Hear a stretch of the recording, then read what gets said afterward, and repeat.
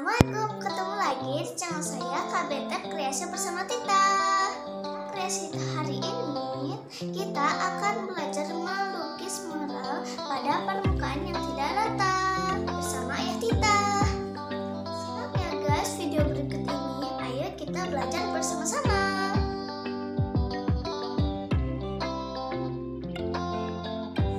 Assalamualaikum warahmatullahi wabarakatuh.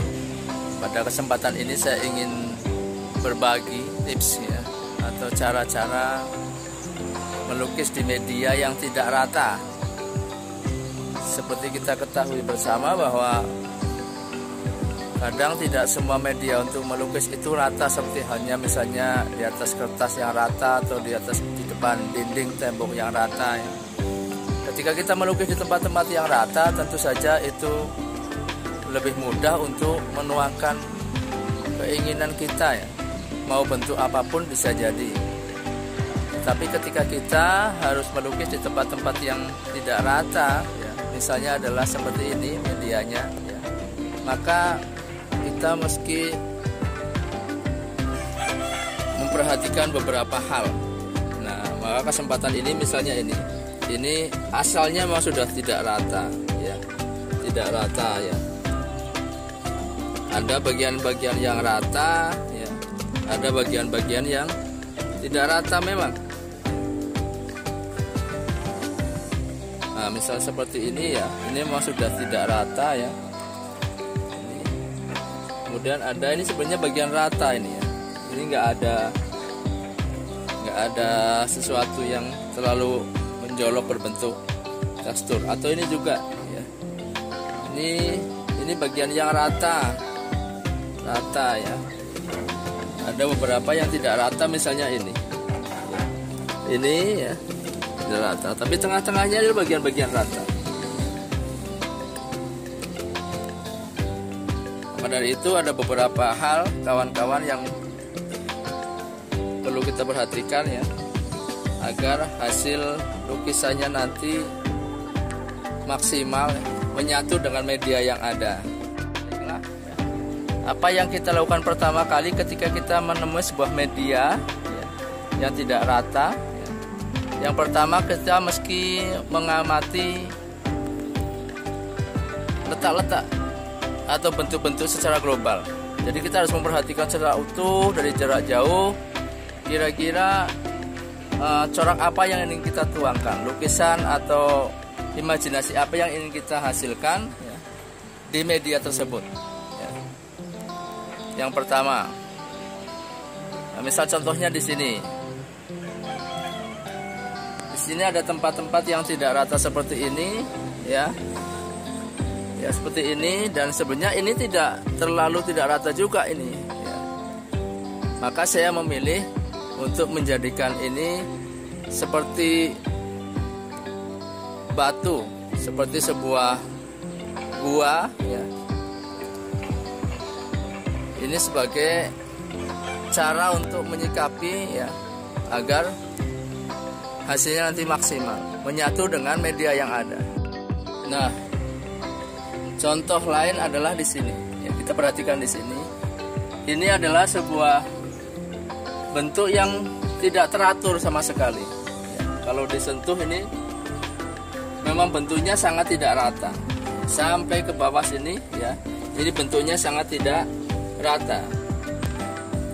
Maka kita meski pandai melihat peluang ya, melihat potensi agar bagaimana keadaan yang tidak rata ini menjadi hasil mural yang bagus, yang indah. Tentu akan berbeda kalau ini adalah seperti sebuah tembok yang rata ya. Kalau seperti dinding yang rata, ya kita mau membentuk menjadi apapun nggak masalah. Jadi pemandangan alam, pegunungan, atau jadi sebuah bangunan perkotaan, atau gambar binatang misalnya, atau gambar tumbuhan lainnya, itu kita bebas di tempat-tempat yang permukaannya rata. Jadi dengan permukaan seperti ini ya, tentu kita terbatas. Memang kalau dipaksakan bisa saja, tapi hasilnya tidak akan maksimal. Alangkah baiknya ketika lukisan yang kita hasilkan adalah menyatu dengan permukaan yang ada. Nah, contohnya ini ya. Dengan permukaan seperti ini, kalau kita mau buat ini seolah-olah adalah hutan yang penuh dengan tumbuh-tumbuhan, ya, maka mungkin masih bisa kita buat. Atau ini adalah dedaunan misalnya, dedaunan yang begitu rimbun misalnya. Atau sebuah pohon yang akarnya merambat kemana-mana misalnya. Atau akar-akar gantung dengan suasana di sebuah hutan. Bisa seperti itu misalnya. Nah, ini untuk saya, imajinasi saya adalah hari pada sebuah gua. Dan dengan media yang tidak rata seperti ini, maka saya jadikan sebuah keadaan ya, sebuah lukisan di mana ini menggambarkan keindahan stalaktit ya, stalagmit ya, seperti ini. Maka kita meski bisa mengatur hitam putih atau gelap dan terangnya sebuah warna, sehingga bagaimana yang tadinya ini sebenarnya tidak terlalu dalam ya, menjadi kesannya dalam, kesana di kejauhan ya. Kemudian ini yang sebenarnya kurang lebih juga dengan ini posisinya, tapi bagaimana ini kelihatan menonjol dan adanya tumpukan-tumpukan stalaktit, stalagmit pada sebuah gua misalnya. Nah, ini salah satu trik ya, salah satu strategi ya, bagaimana kita agar lukisannya maksimal hasilnya ya, tidak banyak kendala dalam melukisnya ya. Maka kita mesti mengenali tekstur media kita menggambar, melukis, sehingga hasilnya akan lebih ngah ya, lebih jreng lah seperti itu. Nah, kawan-kawan semuanya, ini saya perlihatkan bagaimana secara utuh ya media untuk mural yang sedang saya selesaikan ini ya. Kalau dilihat sebenarnya permukaannya tidak juga terlalu dalam, yang bagian cekungnya tidak juga terlalu keluar, yang bagian cembungnya. Mereka kurang lebih jak selisih ya. Tapi bagaimana dengan kita lukis ya, kita warna menjadi kesan yang lebih bagus lagi dari seandainya dia tanpa diwarna ya. Maka apa yang kita lakukan pertama kali ketika kita sudah melakukan analisa seperti tadi ya, jadi kita mengamati, kita menganalisa teksturnya bagaimana ya. Maka yang kedua adalah kita membuat sket atau sketsa ya. Nah, kawan-kawan, apa yang saya maksud dengan sketsa tadi adalah garis-garis ya, garis-garis kasar global ya, yang kita buat ya pada media. Dan apa yang harus kita perhatikan dengan sketsa kita adalah sketsa meski sudah menggambarkan kita ingin seperti apa ya. Sketsa meski sudah menggambarkan kita maunya seperti apa.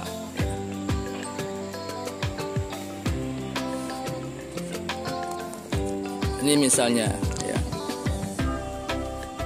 kita sudah berpikir bahwa kita ingin membuat bagian ini adalah bagian yang jauh, kemudian ada satu bagian di sini ya, yang kesannya dia tuh batunya menonjol mendekati kita. Nah, seperti ini ya, ini sketsa seperti ini sangat penting untuk kita perhatikan ya, karena ini akan berpengaruh terhadap warna yang harus kita tuangkan ya. Kita membuat kesan seperti ini, garis-garis ini akan membentuk image bahwa ini adalah sesuatu yang tidak rata, padahal sebenarnya ini rata ya. Sebenarnya ini rata, tidak terlalu berbeda ya, tapi kena dengan garis-garis ini ya, atau dengan garis-garis yang ini ya, dan garis-garis yang lainnya, inilah yang membuat menjadi, nah ini ya, kesini, ini kesini ya, ini yang menjadikan kesan bahwa ini adalah ada yang ke dalam keluar, padahal ini biasa saja ya. Ini yang saya maksud dengan kita meski sudah membuat sket dari awal, agar ketika kita menuangkan warnanya kita tidak salah. Bagaimana tahu salahnya? Adalah ketika kita mencoba menikmati gambar itu dari jarak jauh, ternyata hasilnya tidak seperti yang kita mau ya.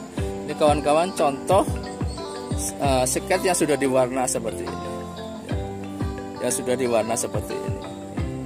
Bagaimana kita membuat kesan bahwa ini adalah sebuah tumpukan batu atau tebing ya, tebing dengan tumpukan-tumpukan yang miring ya, sehingga ada kesan kedalaman dan sebagainya ya. Kalau permukaannya sebenarnya ini bukan tumpukan, ini rata seperti biasa. Ini adalah ketika sket kita betul ya, maka akan bisa menghasilkan gambar atau lukisan yang lebih maksimal ya. Ini contoh permukaan-permukaan yang belum dibuat seket misalnya seperti ini. Jadi ketika mau melukis sebuah mural, kita mesti memperhatikan itu dulu. Langkah awal kita adalah membuat sketsa ya. Walaupun sketsa itu belum tentu langsung seluruhnya ya, mungkin juga perbagian-perbagian ya. Setelah diseket kemudian kita lukis, kemudian kita seket berikutnya, tapi kita masih sudah mempunyai bayangan keseluruhan. Kita ingin seperti apa hasil mural yang kita buat ya. Seperti ini misalnya. Nah ini ya, kesini, ini kesini ya. Ini yang menjadikan kesan bahwa ini adalah ada yang ke dalam keluar. Padahal ini biasa saja. Ini yang saya maksud dengan kita meski sudah membuat seket dari awal, agar ketika kita menuangkan warnanya kita tidak salah. Bagaimana tahu salahnya? Adalah ketika kita mencoba menikmati gambar itu dari jarak jauh, ternyata hasilnya tidak seperti yang kita mau. Ini kawan-kawan contoh seket yang sudah diwarna seperti ini ya, sudah diwarna seperti ini. Bagaimana kita membuat kesan bahwa ini adalah sebuah tumpukan batu atau tebing ya, tebing dengan tumpukan-tumpukan yang miring ya, sehingga ada kesan kedalaman dan lain sebagainya ya. Padahal permukaannya sebenarnya ini bukan tumpukan, ini rata seperti biasa. Ini adalah ketika seket kita betul ya, maka akan bisa menghasilkan gambar atau lukisan yang lebih maksimal ya. Ini contoh permukaan-permukaan yang belum dibuat seket misalnya seperti ini. Jadi ketika mau melukis sebuah mural, kita mesti memperhatikan itu dulu. Langkah awal kita adalah membuat sketsa ya. Walaupun sketsa itu belum tentu langsung seluruhnya ya, mungkin juga perbagian-perbagian ya. Setelah diseket kemudian kita lukis, kemudian kita seket berikutnya, tapi kita masih sudah mempunyai bayangan keseluruhan. Kita ingin seperti apa hasil mural yang kita buat ya. Seperti ini misalnya ya.